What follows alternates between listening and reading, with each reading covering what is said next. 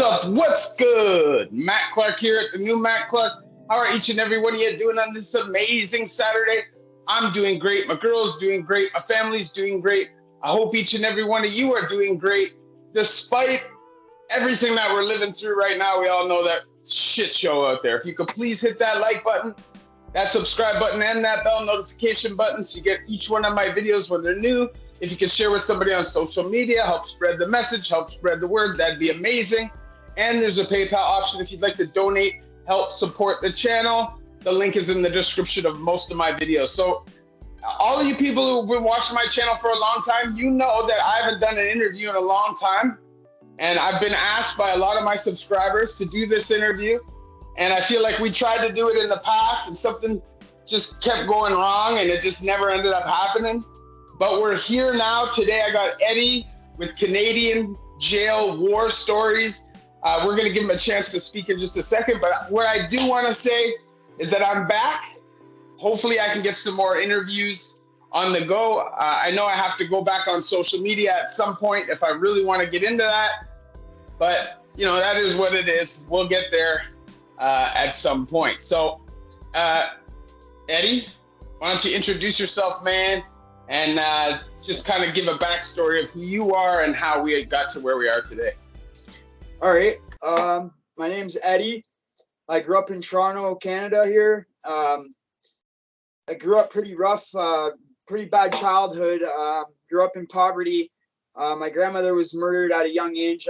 I found my grandmother murdered with a cord around her neck underneath the stairs. It was kind of really shocking for any kid to go through. I was only like 9 at the time.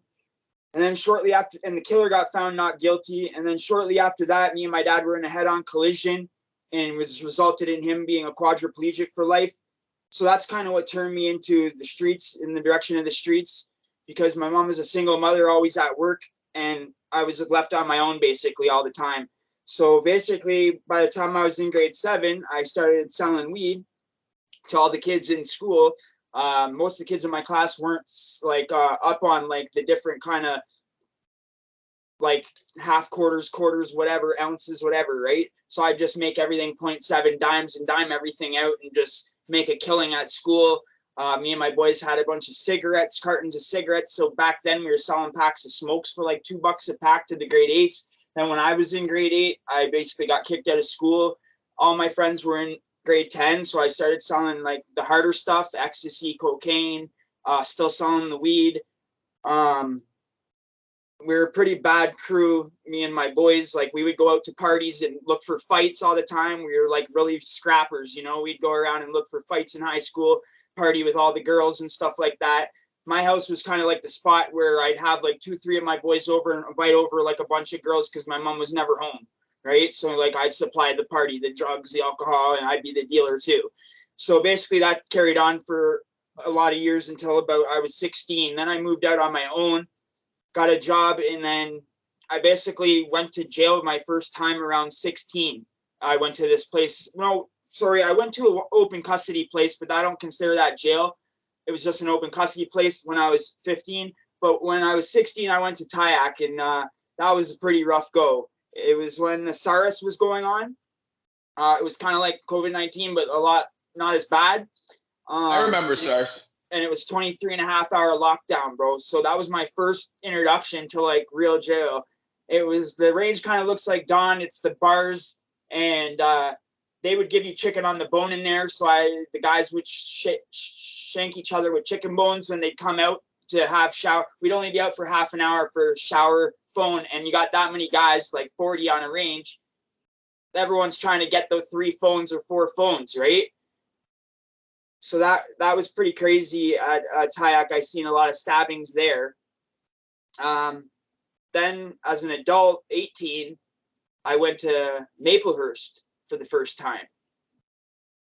In Maplehurst, I started learning everything about how the jail experiences worked. I wasn't this big jail guy. It was my first times in there, right? So I got quite a few death losses my first time in jail, to tell you the truth, because I wasn't a big guy like I was to people my age, but now I'm in there with grown men, right? Like gangs, grown men in gangland. So now I'm trying to learn this stuff, and I'm like right in the mix. I'm not one of these guys that's gonna sit back and do nothing. When I got death bosses, I was fighting afterwards. I didn't just take it dry like these other guys. You know what I mean? So then their friends, I get jumped quite a few times, but I ended up learning over the years being in jail so much. So after going to jail so many times, after like I learned everything pretty much from Tyack and that first time in Maplehurst. And then when I started going back, I pretty much knew how it worked. So from then on there, I would be in the mix with like the gangs and whatnot and playing poker, Bidwiz, Ludi. You know that game, Ludi? I know Ludi, A lot of guys, when I talk about Ludi on my channel, no one knows what I'm talking about. So like, Ludi that's a big Ludi Toronto is jailhouse. It's jailhouse story, man. That's what it is. It's a gang story. It's like a jailhouse gang story, more or less. Yeah. That's exactly what it is. Blocks up and stuff in the game. It's just hilarious. It's mainly black guys. It's mainly black guys that play Ludi, though. You've been in a lot of the same jails that I've been in. That's why and you're from Canada and Toronto also. That's why I really wanted to hook up with you, man.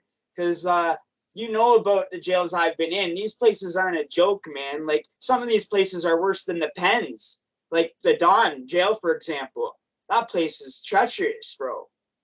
Like, now, I've been in the Don, I've been in the East, I've been in the West, I've been in Maplehurst, I've been in Penetang, I've been in Lindsay, and I've been in the Pen as well. And I would definitely, right? And in Tyack. I did years. I wasn't counting YO, but yeah, I've been in Tyack. So we've been in a lot of the same places.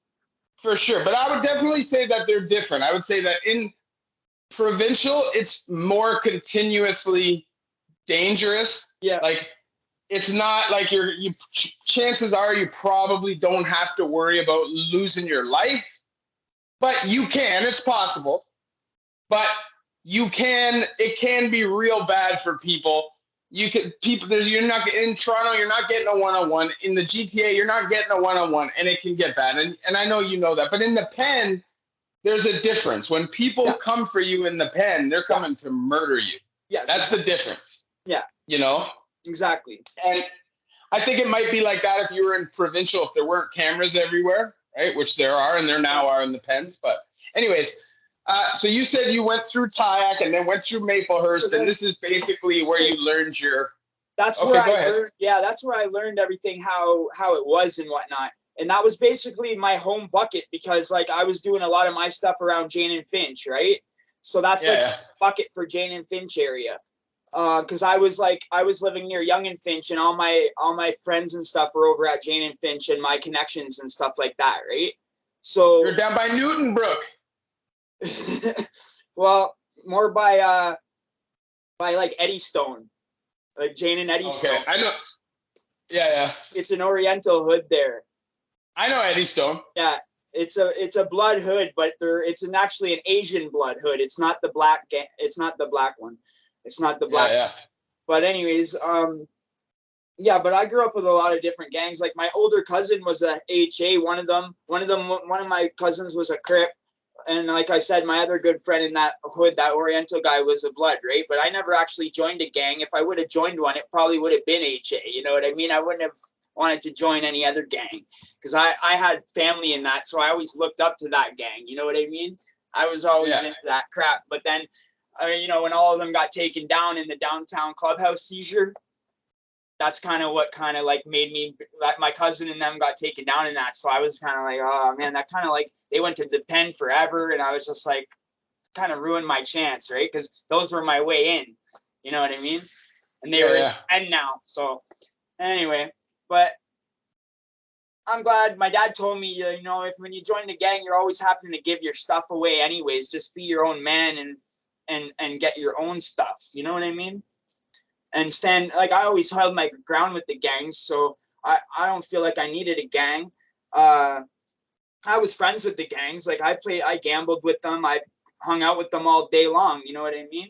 That I didn't go, because that's all you can do, man. If you don't, then you're not going to be eating. You know what I mean? Like I said before, in the Don, I had to fight so many times just to make sure I was going to get all my jug ups, my chicken, my dinner, this, that, and then the range would flip over and some other idiots would come in there and think that they're going to do the same thing. And they just look at me like I'm some white guy.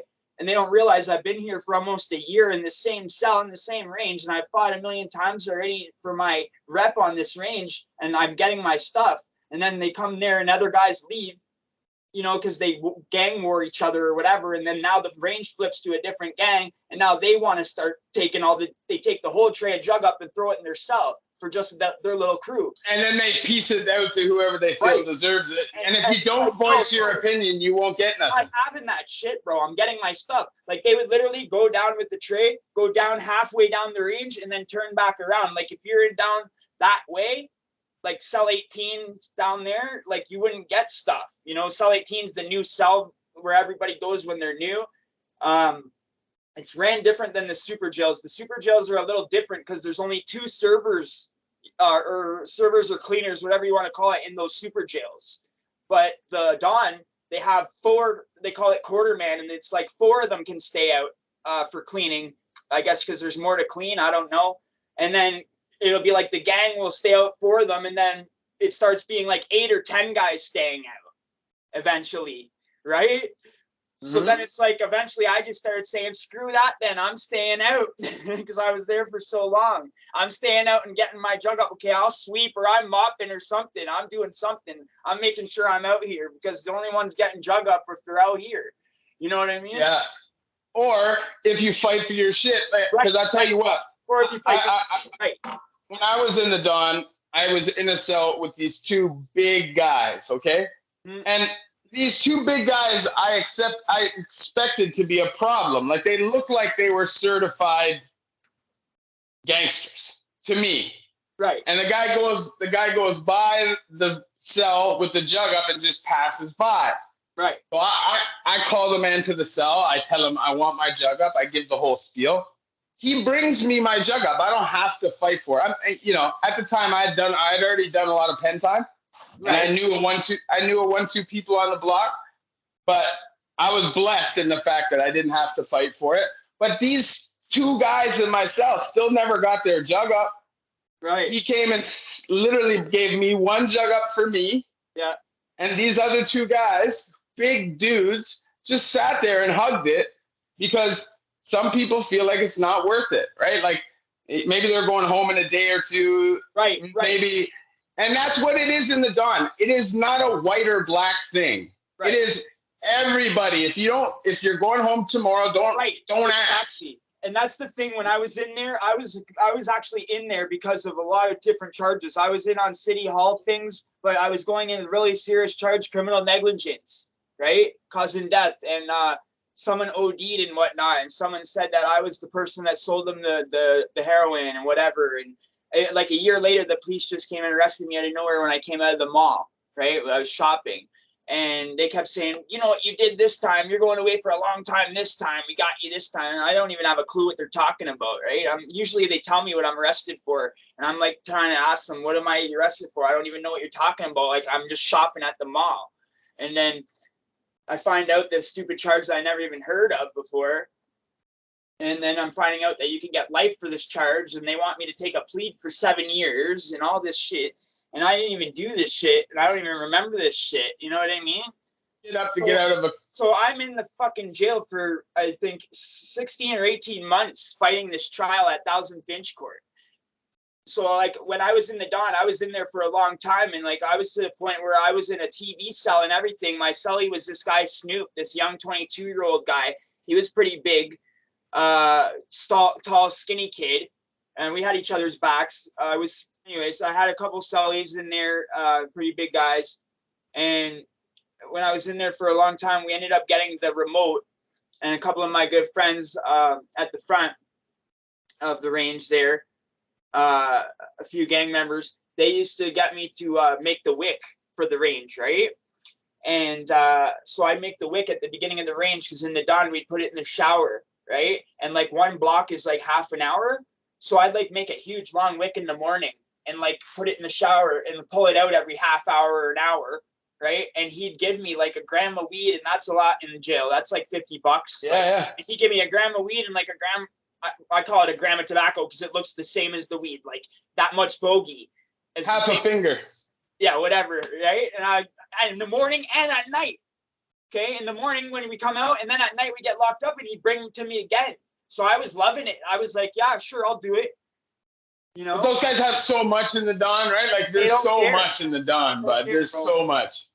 I remember when it's loaded in there. Same thing with Lindsay. it's crazy. Lindsay was to the point, like in the Hearst, it's hard to get stuff. It's dry. They make you bail your toilet out and smoke in the toilet. And they'll lock you down if they smell anything. Fucking lock you down for 2 weeks, fucking if they smell it. Yeah. Tobacco even. Right? Yeah. And then in Lindsay on 4-pod, okay? 4-pod, you know that's gang pod, right? So well, not anymore. It's not. No. Okay. Well, when I hear there, 4-pod, 4-pod, I think is PC now. Okay. Well, 4-pod used to be when the but now it's. I was a server on 1-pod when I was there last time. Okay. And it was loaded. Well, this is in like the 2010 times. So this is 4-pod. 4-pod.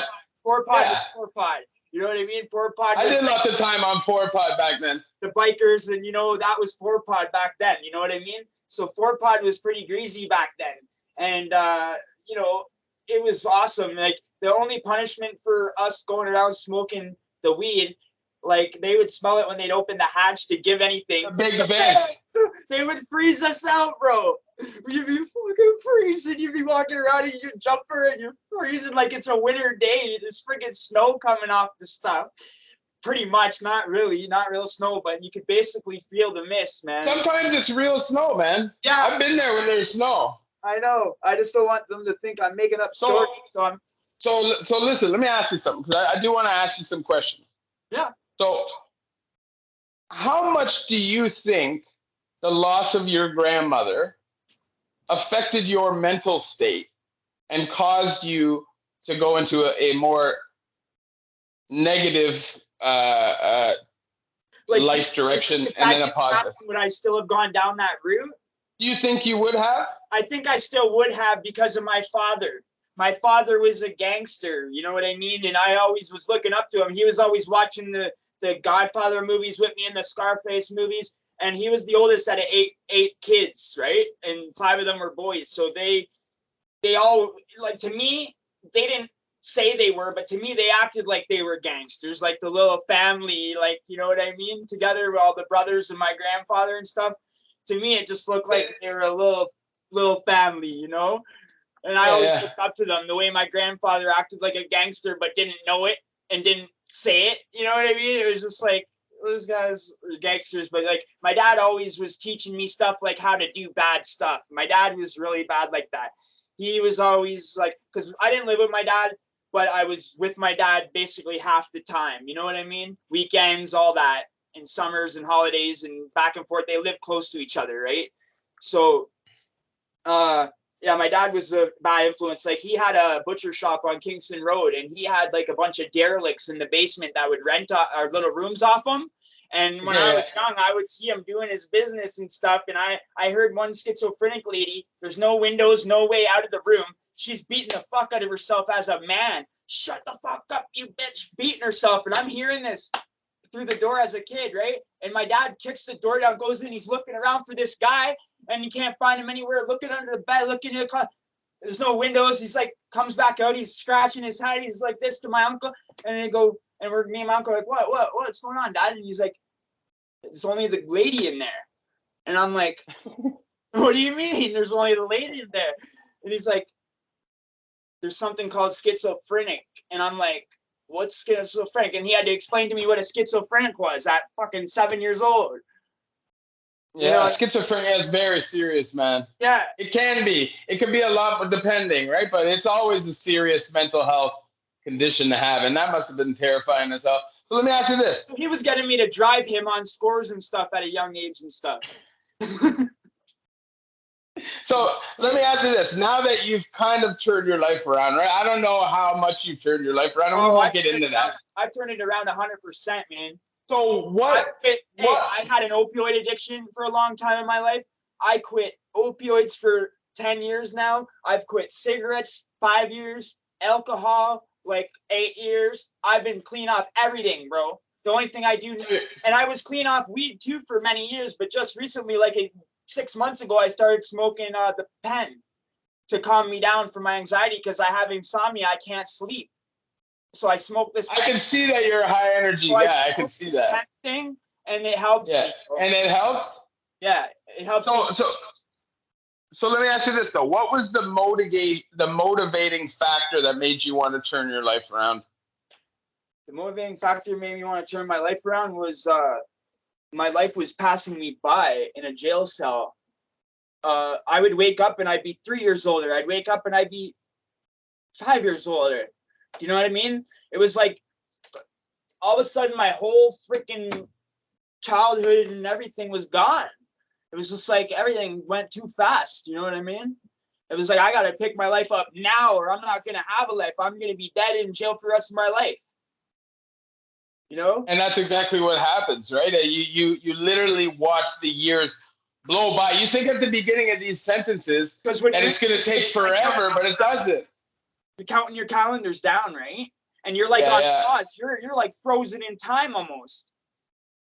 Well, the days go slow, but the weeks go fast. Right. It's weird. It's weird. It's like you're almost like frozen almost in time. And then you get out and you think it's going to be the same and it's not.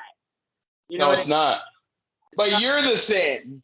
Like I got out. Hey, I got out one time, and I think this helped too. Well, no, it didn't, because then I started doing heroin. But I got out, and OxyContin wasn't the same. OxyContin 80s were now Neos. They weren't OxyContin. Yeah, I remember the Neos. And I hated the Neos. I go to jail for freaking years, and I come out, and now the freaking drugs are gone. You know? And this is the thing: when you get arrested, and you basically, when you get out, no matter how much time you've done, you are how you were when you got arrested. It pretty much stunts your growth at the time of arrest. And that's why you see like 60-year-old men in jail doing fart jokes and, and they're built like totally happy. They got no kids, no family, no life, no nothing. And they're built like they're fucking 40. Yeah. Right? They're out, they got do-rags or something tied on their head or fucking. I just never wanted to be that guy, man. And that's for me. So what are you doing now? What are you up to these days? These days, I'm working on the channel. I'm working on my music big time. Behind the scenes, I'm really, really working on my music. I don't want to put out shitty songs, so I take a long time with my songs. I wrote these songs in jail. Have one song right now called Orange Jumpers and Chains, right? It's about my story, my life story. It's like a lot of rappers these days don't do storytelling anymore in the rap. And I feel like we got to bring that shit back, man. Nowadays, it's like all you need is 2 face tats, some hair dye, and what? A good beat and hook. Yeah. Not even you don't need any bars. Yeah, but it's not even. They don't even do that no more. Well, some of them do. I can't say that, but a lot of them still find good music, but the commercial shit sucks. A lot of them are getting, it's like the gang members now have better music than the freaking mainstream. Well, drill music is the best. Yeah. In terms of like, of course you have like the top of the echelons lyricists, but like in terms of what's popular and commercial, I'd rather listen to drill than any of the other commercial rap. I find out that a lot of these rappers don't really do the stuff that they talk about, right? When I got it to be an adult. So when I really got into the culture, like really got into it with the gangs and stuff. So I find out that this is all kind of fake. And then meanwhile, I've actually been living this life the whole time from listening to this music as a kid growing up, right? Some of them were real, but I mean, some of them were fake. And I actually believed a lot of that rap I used to listen to, and I went and wanted to be like that. And the thing is, and then I ended up like that, and then I spent most of my life in jail, and then I come out, and it's like, you know what? I deserve to fucking rap then, because you guys are all phonies, and now I did that shit, so now I deserve to fucking speak what I want, right? That's the way I look at it. And to me, rap is you don't have to be a gangster to rap, but if you're gonna rap about being a gangster, then you probably should have lived some kind of a gangster life. About your own stuff, make it your own stuff. Like, don't just pretend it's you. If you play football, rap about football. Right. You know what I mean? Right. Hey, I played football as a kid growing up. Like, before I got into all the bad stuff, I actually played for football before. Where'd you play at? Like Eastern Tech or something like that? Eastern Commerce, or did you just play in like? No, I played in a rep team for a couple years. Nice. Yeah. Nice. It was pretty cool. I played baseball, It soccer, it and was all too that shit. expensive though. Like my parents didn't have the money for it, so the coach kind of paid for it because I was kind of good.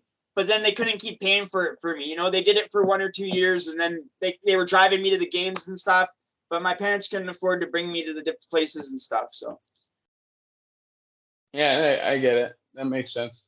Um, in all the time that you did, what do you think was the craziest thing you ever saw in prison? oh god, a lot of stuff. Well, I did see fucking a guy get. I didn't see him get killed because I wasn't looking, but I did. One guy did die before on the range from Yeah, fucking from gambling with not having the money. Like the guy found out he was gambling the whole time with no money when the canteen came, and the guy would have collected his bag off him if he had the money, sort of thing.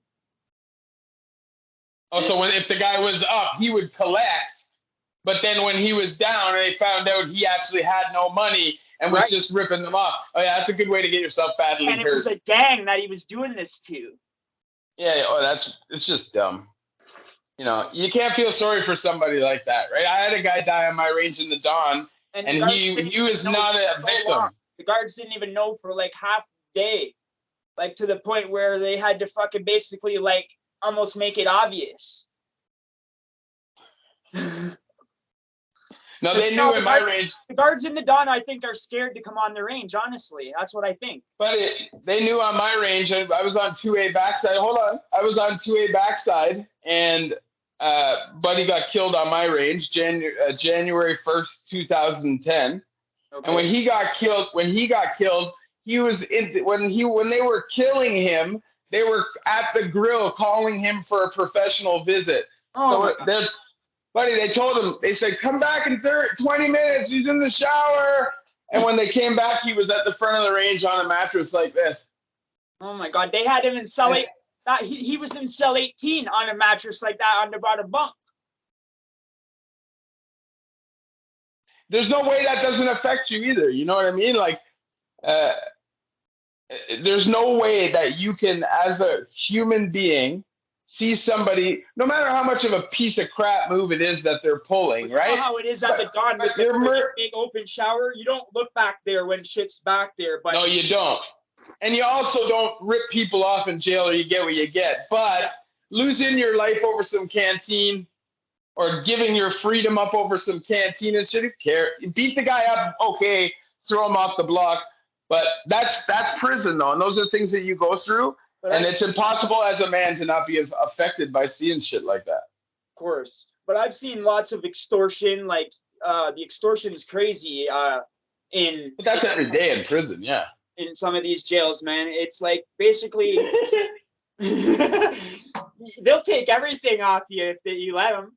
If you let them, yeah. It's true, though. Like, they would literally take your freaking jumper. If it's a Chrysos, they'll take your damn jumper. They'll take your everything, your government shit, and your canteen if you let them. And they'll make you fun. I've seen them having these old Pakistani guys that were like kind of rich in there for tax evasion, millions and stuff. They were literally making these guys every freaking however long, pay these guards off and shit. The gang was extorting these old rich dudes to use their money to pay these guards off to bring in the dope, and they wouldn't get any of it. They'd give them little bits here and there. But they keep them safe, though. Right. And those rich guys are willing to pay that to be safe. Yeah. They're smoking. They're doing good, right? They don't really care. Exactly. They don't care. The money's nothing to them because jail rich isn't very rich. It's the guys that got nothing that are getting extorted that really hurts, right? The guys that have nothing and they're in there and they're taking their chicken and taking their fucking jug up and taking this and that. Those are the ones that I kind of feel sorry for, but not really, because I would help them if they would actually fight for themselves. If they actually fought once, like I've seen so many guys that I wanted to help, like white guys and stuff, because like, you know, I'm white, but I would look at them and be like, fuck, man, if they can't even throw one punch, then I'm not going to get involved, right? And I would say, if he at least throws one punch in my mind, I'll stand up and go over there. And he wouldn't even throw. But this is the thing. If he threw that one punch, they'd give him his food.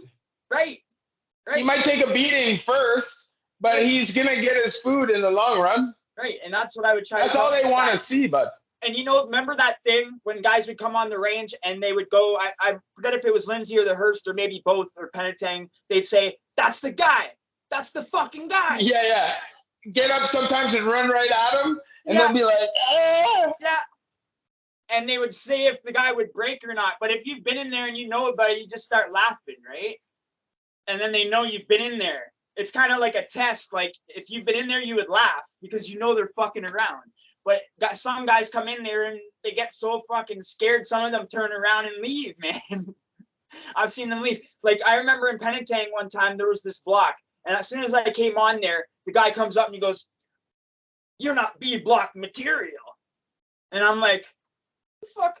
And then I find out that he's been bouncing guys off the range for like a month. Every single guy that comes on there, if you don't have a package, he's getting rid of them because he wants to make room for packages, right?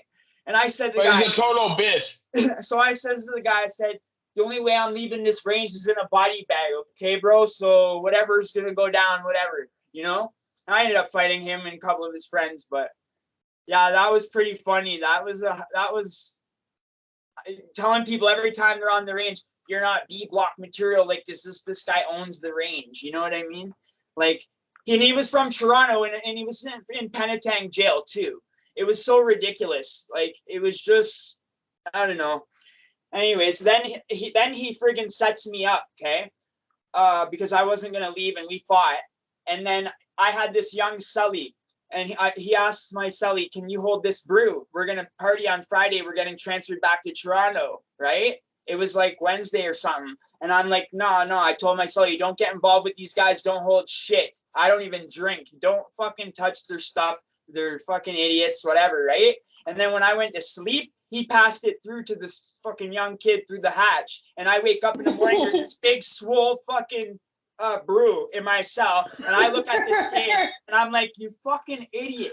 And he's got all this laundry trying to hide it. I'm like, "You think that's gonna fucking hide it, you fucking stooge?" and it's cell 1, right? So I go out right away. As soon as they go to the cell to close it, right away, who's in cell 1, right? Fucking right away, both of us got sent to the hole. You wouldn't believe this. They keep both of me and him in the hole.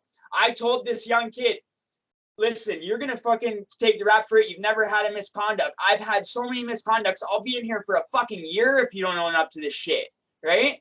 I said, "You'll get fucking time served when they come back because you've never been in here before. You get like 4 or 5 days, right?" So they came back a week later and it was both of us in this cell the whole time. And freaking he did what I said and it literally happened.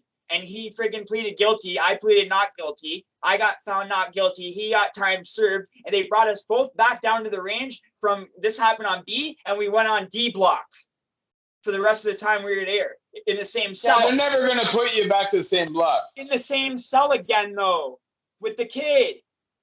Do you believe this? It was crazy. It was like, his name was Bones, okay? I was like, in the D block with him. Go to the hole. He's in my cell in the hole. Come back to D. He's still my celly. Like I've never seen that shit in my life. But he did a solid though. Yeah, he did. He did. You know? But I saved him from becoming a crackhead too because he was young. He didn't know nothing about jail.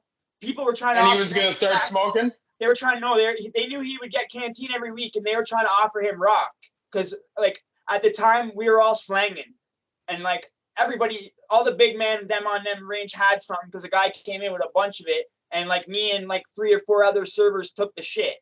So anyway, this young kid, I told him, "Don't ever do that stuff." I said, "I've had it for months and I don't even fucking talk about it." You know what I mean? Like that shit ain't getting down in my cell. If you're gonna do that shit, you're going in with the fiends downstairs. You know what I'm saying? You're gonna live with them. Or you're going to go to PC. And so he's like, okay, I'm not going to do it, bro. I'm not going to do it. And I talked him out of it. And he never did it. And I was glad he never did it. And when I left, I was getting out eventually. I gave him all my dope and everything to sell. You probably did it after. No, he wouldn't. Anyway, I'm still in touch with him. I'm still in touch with him to this day. He went to the pen and I still keep in touch with him. Nice. So we're getting to the pretty much two. He just wrote me a letter not long ago. Nice. So we're getting to a point where I pretty much, I don't want it to be too long because I want people to watch the whole interview. My story is going to be too long, man. we'll bring you on again another time. But let me ask you this: if you could give one piece of advice to my viewers, what would that advice be?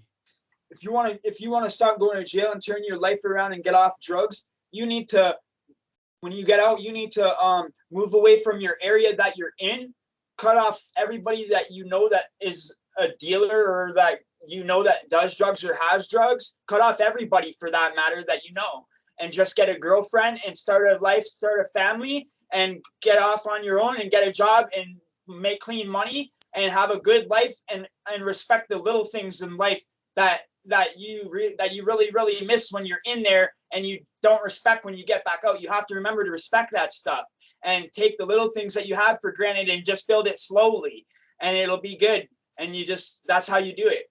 And then look, 7 years later, you'll be like me. You'll have your own pad, PS5, big screen, the whole 9 yards, a little apartment. I don't own a house. I rent, you know. Well, obviously, we share our stories with you guys, so you guys don't have to go through these things. If I could snap my finger and nobody else has to go to prison or is addicted to drugs, and I do that, but that is not a fucking reality, especially in 2022. Life is hard out here. Sometimes ribs is touching, and sometimes you got to do what you got to do to survive, and sometimes that can land you in prison. Hopefully, these interviews and these videos will help you guys understand at least what's expected from you when you go in. And that way you're not going to go in and put yourself in any danger, and you're also not going to go in and mess it up for the guys that are in there by fucking up the energy of the block. That's and right. Making it difficult. You can please hit that like button, that subscribe button, and that bell notification button so you get all my videos when they're new. If you could share with somebody on social media, help spread the message, help spread the word, that'd be amazing. And there's a PayPal option if you'd like to donate, help support the channel. The link is in the description of most of my videos. So Eddie, before we go, brother, I want you to shout out your channel. If you have, what I'll do is if you leave a comment under it after I post the video, I will pin that comment. So if you want to put links to your music video or to your channel or do any of that, I'll pin it. And you guys go over to Eddie's channel and subscribe. But Eddie, if you want to shout somebody out, Instagram page, whatever it is you want to say. Okay, I'm just gonna say, come subscribe to Canadian Jail War Stories, like Matt said. And I don't really have anybody to shout out except maybe Cuzzo on Broken Misfits. We have a little Broken Misfits family going on with a guy I interviewed on my channel named Cuzzo. He's from the States. He's pretty cool. Nice. All right, man. Go to my channel, you'll see the interview with him. All right, that's what I'll do. All right, just hold on here, all right? Yeah.